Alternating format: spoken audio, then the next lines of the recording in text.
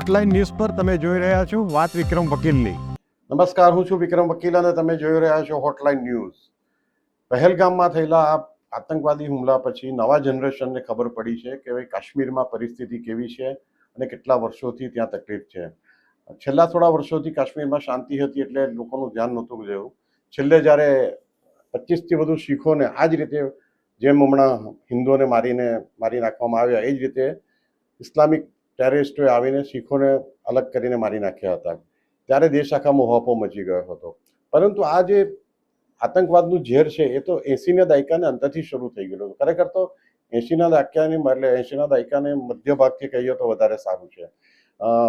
આપણે બે અગાઉના વિડીયોમાં જોયું કે હું જ્યારે કાશ્મીરમાં રિપોર્ટિંગ માટે ગયો હતો અને કે 90ના દાયકાની શરૂઆતમાં, ત્યારે મને કેવા અનુભવો થયા હતા અને એ જ વાત આજે આપણે કન્ટિન્યુ કરીએ છીએ.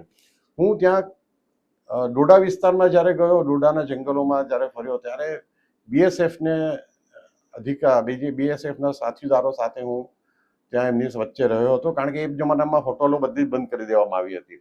જે હોટલો ચલાવતા હતા હિન્દુઓ, એ બિચારા ત્યાંથી છોડીને નીકળી જવું પડ્યું હતું એમણે, આખા વિસ્તારમાંથી. જેટલા જે ત્યાં કિશ્તવા છે, ભદ્રવાહ છે, ડોડા છે, એ બધા શહેરોમાંથી. અને બીજા કોઈને ત્યાં રહેવું અસલામત ભર્યું હતું. એટલે પછી છેલ્લે મેં મારા જે બીએસએફના મિત્રો હતા એમના આગ્રહથી એમની સાથે એમના ટેન્ટમાં જ હું રહેતો હતો. એ પણ એક અનુભવ હતો. 7 થી 8 દિવસ સુધી અમે ત્યાં રહ્યા. ઠંડી એટલી બધી, એ બધા તો ઠંડા પાણીએ નાય, પણ મારી હિંમત નહોતી થતી. એટલે દિવસો સુધી હું નાહ્યો પણ નહોતો. ખાવાનું એમની સાથે હતું. લકીલી હું વેજીટેરિયન છું ને મને ને મારા તસવીરકાર ગૌતમ ત્રિપાઠી બંનેને વેજીટેરિયન ફૂડ અમે લોકો બનાવી આપતા હતા. હવે એક જે અમને અનુભવ થયો તો એક તમને કહું કે અમે એક દિવસ રાત્રે સૂતા હતા ટેન્ટમાં, અને બાકીના બધા બીએસએફના જે સૈનિકો હતા કે અન્ય અધિકારીઓ હતા એ અલગ અલગ જગ્યાએ સૂતા હતા નજીકમાં. તો રાતના લગભગ 2, 2:30, 3 વાગે અવાજ આવવા માંડ્યો. એટલે હું ને મારા ફોટોગ્રાફર ઉઠીને બહાર જોવા ગયા શું થયું. તો બધા જે સુરક્ષા દળના જવાનો હતા એ તૈયાર બંદૂકો સાથે અને ઉપર પહાડી પર જવાની તૈયારી કરતા હતા. ત્યાં વાહનો જઈ શકે એમ નહોતા, એટલે બધા પગપાળા જવાના હતા. એમણે કહ્યું કે તમે લોકો અંદર ચાલ્યા જાઓ અને તમે અંદર જ રહેજો, હમણાં બહાર નહીં આવતા. કારણ કે ઉપરથી એવી બાતમી આવી છે કે આતંકવાદીઓ ઉપર પહાડીમાં આવીને સંતાયા છે, એટલે અમે એમને શોધવા માટે જઈએ છીએ. આ ખૂબ જ જોખમી ઓપરેશન હતું, અમને પણ ખબર હતી. એ લોકો ગયા પછી તો સવાર પડી અને લગભગ 11-12 વાગે બધા પાછા આવ્યા હતા. એમાંથી 2 સાથીઓના મૃત્યુ થઈ ગયા હતા. એમની બોડી લઈને એ લોકો આવ્યા હતા. અને પછી લગભગ એમાંથી એક ચંદીગઢના અને એક ચેન્નઈના હતા. તો એમને કઈ રીતે મોકલવા, એમના ફેમિલીને કઈ રીતે ઇન્ફોર્મ કરે, એ બધી વાતચીત થતી. પણ અમે હલી ગયા જોઈને. કારણ કે અમે સાંભળ્યું તો બહુ હતું કે આતંકવાદીઓ કઈ રીતે સૈનિકો પર પણ હુમલા કરે છે, સુરક્ષા દળો પર પણ હુમલા કરે છે, અને સુરક્ષા દળો પોતપોતાની રીતે ખૂબ જ એલર્ટ રહેતા હતા. અમને એવું કહેવામાં આવ્યું હતું કે આર્મી હોય કે બીએસએફ હોય કે લોકલ જે સુરક્ષા દળ બીજા સીઆરપીએફ હોય, એ લોકો માર્કેટમાં કંઈક શાકભાજી લેવો હોય કે કંઈક ખરીદી કરવી હોય તો આપણે એકલા નહોતા જતા, કોન્વોય લઈને જ જતા હતા. એટલું બધું ખરાબ પરિસ્થિતિ હતી. મને યાદ છે કે એકવાર તમે એક ગામથી બીજે ગામ જતા હતા બીએસએફની જીપમાં, અને જીપમાં પંચર પડ્યું તો એક જ સેકન્ડમાં એ લોકો બાકીની પાછળ જીપમાં આવતા તે બધા એક જીપને ઘેરી લીધી, અને પહાડી વિસ્તાર હતો તો ઉપર તરફ બધા ગન તાકીને ઊભા રહી ગયા કે કોઈ એટેક કરે તો તરત એમને કાઉન્ટર કરી શકે. અને વિધિન અ સેકન્ડ એટલી ઝડપથી એમણે ટાયર બદલી નાખ્યું કે કોઈને હુમલો કરવાનો ચાન્સ ન મળે. આટલા બધા એલર્ટ હોવા છતાં પણ એમના પર હુમલા થતા હતા અને ઘણા આપણા જવાનો શહીદ પણ થતા હતા. એ અનુભવમાંથી આજે તમને બીજી કેટલીક વસ્તુ તે વખતે મેં જે લખી હતી મારા રિપોર્ટમાં એ વાંચી સંભળાવું છું. ત્રાસવાદીઓ સામે લડતા સલામતી દળોના જવાનો અને અધિકારીઓ હતાશ છે. જો 90ની શરૂઆતમાં હતાશ હોય તો આજે તમે કલ્પના કરી શકો છો. જો તેઓ કટકાઈથી કાપ લે તો આંતરરાષ્ટ્રીય માનવ અધિકાર સંગઠનવાળાઓ નિર્દોષો પર અત્યાચારની ચીસાચીસ કરી મૂકે. સરકાર પરત તપાસ સમિતિ નિમે. જો તેઓ હળવો હાથે કામ લે તો ત્રાસવાદીઓને જલસા થઈ જાય અને હિન્દુઓને લાગે કે સલામતી દળો કાર્યક્ષમ નથી. આજે પણ એવું જ થઈ રહ્યું છે. સલામતી દળનો જે અધિકારી વધુ કાર્યદક્ષ હોય એ તરત જ ત્રાસવાદીઓના હિટ લિસ્ટમાં આવી જાય. કિશ્તવારમાં બીએસએફના યુવાન કમાન્ડિંગ ઓફિસર સમીર બિત્રા દાજવાડા છે. ત્રાસવાદીઓની આંખમાં કણાની માફક ખૂંચે છે. એન્કાઉન્ટરમાં મરાયેલા એક અફઘાન ત્રાસવાદીના ગજવામાંથી એક ડાયરી મળી, જેમાં બીએસએફના અધિકારીઓના ઉતારાનો સ્કેચ હતો. મિત્રા રૂમ નંબર 5માં રહે છે. એ સ્કેચમાં રૂમ નંબર 5 પર ગોળ નિશાન કરેલું હતું. મિત્રા પર ત્રાસવાદીઓએ AK-56 રાઇફલ વડે 2 વખત હુમલા પણ કર્યા છે. આ મિત્રાને હું મળ્યો હતો. અને આ બંગાળી હતા, બંગાળના કલકત્તાથી આવ્યા હતા, મૂળ કલકત્તાના હતા, અને એટલા બધા ખુમારી વાળા હતા અને હિંમતવાળા હતા કે એમણે એમના બધા કેટલાક કિસ્સા ઓફ ધ રેકોર્ડ પણ કહ્યા જે મારાથી લખી શકાય એમ નહોતા, કે અહીં કહી શકાય એમ પણ નથી. પણ હું જ્યારે કટ્ટરવાદીઓને મળવા જતો હતો કે આતંકવાદીઓના ઘરે જતો હતો, એમના કુટુંબીઓને મળતો હતો, ત્યારે બધાને મિત્ર સામે ખૂબ જ ખુન્નસ હતો, કારણ કે મિત્ર એમની લાલિયાવાડી ચલાવી લેતા નહોતા અને ખૂબ જ કડક હાથે આતંકવાદ સામે કામ લેતા હતા. આગળ મેં લખ્યું હતું, ડોડા જિલ્લામાં સુરક્ષા દળોની કેટલીક ચોકીઓ ઊંચી પહાડીઓ પર છે. આ ચોકીઓ સુધી પગપાળા જ જવું પડે છે. આવા સ્થળે પગપાળા જતા 4 દિવસનો સમય લાગે છે. ચોકી કરતા જવાનોને ખોરાક, પાણી કે પૈસા પહોંચાડવા જતા બીજા જવાનોને છુપાયેલા ત્રાસવાદીઓ જોઈ લે છે. એમને ખબર હોય છે કે આ જવાનો રેશન આપીને કયા રસ્તે પાછા ફરવાના છે. આ તો અમારા દેખતા પણ થયું હતું. સુરક્ષા દળના જવાનો નીચા સ્થળેથી પસાર થતા હોય ત્યારે આતંકવાદીઓ ઊંચાઈ પરથી અમને ઘેરી વળીને ગોળીબાર શરૂ કરી દે છે.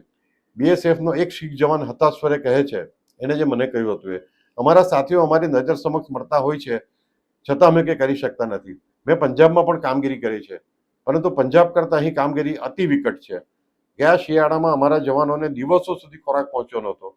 ઊંચા પોઈન્ટ ઉપર ખોરાક પાણી પહોંચાડવા માટે અમને હેલિકોપ્ટરની સગવડ પણ આપવામાં આવી નથી. એ વખતની સરકાર એટલે વીપી સિંહ અને કોંગ્રેસની સરકાર વખતે આ હાલત હતી. અને એ વખતે જમ્મુ કાશ્મીરના મુખ્યમંત્રી તરીકે ફારૂક અબ્દુલ્લા હતા, જે આતંકવાદીઓ માટે એમને સોફ્ટ કોર્નર હતો. એ જગજાહેર વાત છે. એમણે આજે જવાને મને કહ્યું હતું કે સરકાર અહીં અશાંત વિસ્તાર જાહેર કરતી નહીં હોવાથી અમે ઘાતક અને વધુ આધુનિક હથિયારોનો ઉપયોગ પણ કરી શકીએ નહીં. વિચાર કરો કે 93 કે 94ની આ વાત છે, અને ત્યારે આતંકવાદ છે ચરમસીમાએ હતો, છતાં પણ એમને અમુકથી વધારે ઘાતક હથિયારો વાપરવાની છૂટ નહોતી.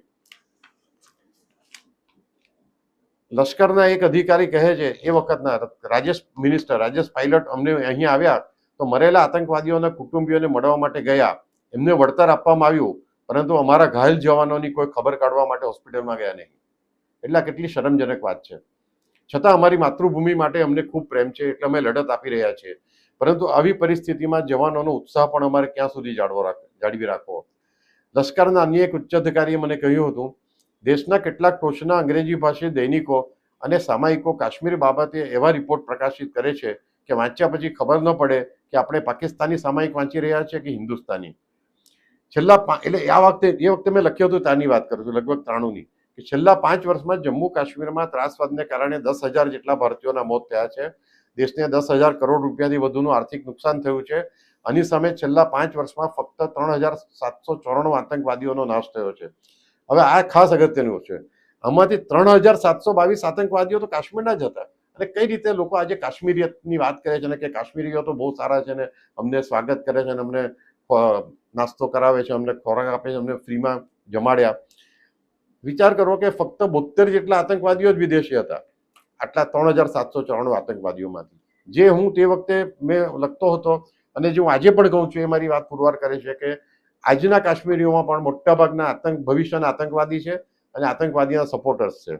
એટલે મેં કેટલાક કિસ્સાઓ પણ લખ્યા હતા આતંકવાદીઓએ જે ત્રાસ ગુજાર્યો હતો એમાં કેટલાક આપણે જોઈ લઈએ. થોડા દિવસો પહેલા વિભીષણ નામના યુવાનને ત્રાસ આપીને એની આંખો બહાર કાઢી લઈ એના હાથ કાપી નાખવામાં આવ્યા હતા, એના ગુપ્તાંગો પણ કાપી નાખવામાં આવ્યા હતા. એટલે આતંકવાદીઓ ફક્ત હત્યા નહોતા કરતા, ક્રૂર રીતે હત્યા કર્યા પછી પણ એનો વિકૃત આનંદ લેતા હતા. એ વખતે મેં લખ્યું હતું કે ગયા વર્ષની 8મી ઓક્ટોબરે ચેરજી નામના લગભગ 12 જેટલા ત્રાસવાદીઓએ ભૂતપૂર્વ સૈનિક કુંજલાલ 34 વર્ષના હતા અને એની પત્ની પ્રકાશો દેવી 28 વર્ષના હતા ને ગોળી મારીને ઠાર કર્યા હતા. બંદૂકની ગોળીઓનો અવાજ સાંભળીને કેટલાક ગ્રામવાસીઓ બહાર આવ્યા તો ત્રાસવાદીઓએ એમાંથી 10 યુવાનોને પકડી લીધા. એને માર્યા પછી ત્રાસવાદીઓએ એમાંથી 8 યુવાનોને એ શરતે છોડ્યા કે ગામના તમામ હિન્દુઓને તેઓ ગામ છોડી દેવા માટે કહેશે. બાકીના 2 યુવાનો રાકેશ કુમાર 24 વર્ષના અને એના ભાઈ રતનલાલ 22 વર્ષના ત્રાસવાદીઓએ બંદી બનાવી રાખ્યા, કારણ કે એમણે બૂમો પાડી હતી. 4 દિવસ પછી એમના શબ એક નાળા પાસેથી મળ્યા. એમને અતિ ક્રૂર રીતે મારવામાં આવ્યા હતા. રાકેશ કુમારની છાતી ચીરીને હૃદય બહાર કાઢી લેવામાં આવ્યું હતું અને રતનલાલના મોઢા પરની ચામડી ઉતરડી નાખવામાં આવી હતી. આ બંને ભાઈઓના ગુપ્તાંગો પણ કાપી નાખવામાં આવ્યા હતા. રંગીલસિંહ, ગુલાબસિંહ અને એક ગુજ્જર બાળક અબ્દુલ ગલીનું અપહરણ કરીને અફઘાની ત્રાસવાદીઓએ એમને સુંબર ગામમાં ખૂબ ત્રાસ આપીને માર્યા અને ત્યાર પછી એમના મા બાપને એમનું માંસ ખવડાવ્યું. બોલો એમની ક્રૂરતાની હદ જુઓ. કેટલાક ગામવાસીઓને ગાયનું માંસ ખાવાની ફરજ પાડવામાં આવી હતી. આ પ્રકારના તો ઘણા બધા કિસ્સાઓ મેં લખ્યા હતા અને મને લોકો મારફતે પણ જાણવા મળ્યા હતા. આપણે ત્યાંના જમ્મુ કાશ્મીરના પંડિતોએ જે વ્યથા ભોગવી અને ત્યાર પછી ત્યાં એ સ્થળાંતરિત થઈને જમ્મુ વિસ્તારમાં આવ્યા એમના વિશે થોડી વાત કરીશું એ આવતા હપ્તામાં. Thank you. આવા પ્રકારના વિડીયો તમને જોવા ગમતા હોય તો હોટલાઇન ન્યૂઝ ચેનલને લાઇક, શેર અને સબસ્ક્રાઇબ કરો.